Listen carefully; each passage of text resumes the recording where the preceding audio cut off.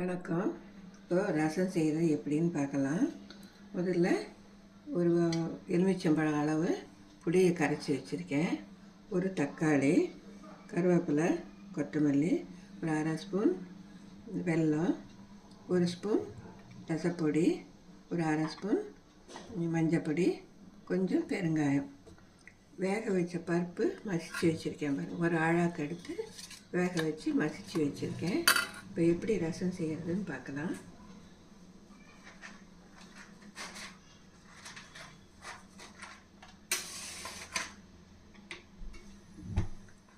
இப்போ புளி தண்ணியை போட்டுக்கணும். அடுத்தது ஒரு தக்காளியை கட் பண்ணி வச்சுருக்கேன், அது போட்டுக்கலாம். இப்போ ஒரு ஸ்பூன் ரசப்பொடி, அரை ஸ்பூன் மஞ்சப்பொடி, ஒரு 1/4 ஸ்பூன் வெல்லம், கொஞ்சம் கருவேப்பிலை.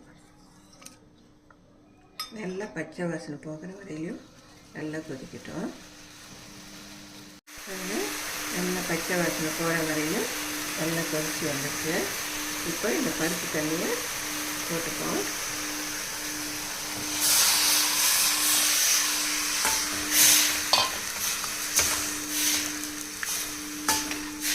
நல்லா தண்ணியாக இருக்கணும்.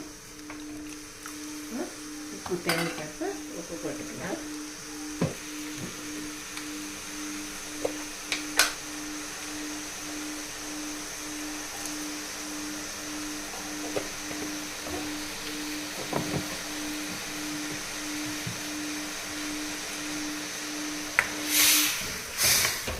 இது ரொம்ப கொதிக்காது, ரொம்ப கொதிக்காமல் லேசாக கொதித்து வந்தால் போதும்.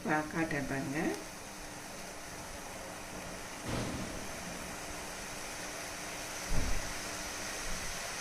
சுற்றி லேசாக கொதிச்சா போதும். உங்களுக்கு எவ்வளோ தண்ணியாக இருக்கணுமோ அந்த தண்ணி எடுத்துக்கலாம் பாருங்கள். இவ்வளோ இருந்தால் போதும்.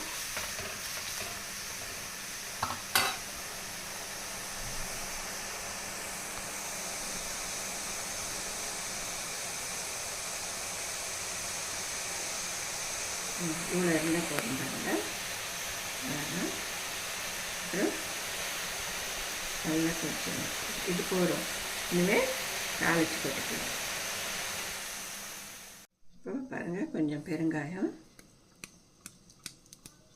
புரிஞ்சு வரட்டும். இப்போ கடுகு போட்டுப்போம். ஏற்கனவே இது போட்டாச்சு கருவேப்பிலை, அதனால் இது மட்டும் போதும். வெடித்த பின்னாடி போட்டுக்கலாம். பாருங்க, தாளிச்சு வச்சுக்கிறேன். போட்ட பின்னாடி கடைசியில் கொத்தமல்லி போட்டுக்கலாம். அப்போலாம் வாசனையாக இருக்கும். நான் கொஞ்சமாக செஞ்சுருக்கேன்.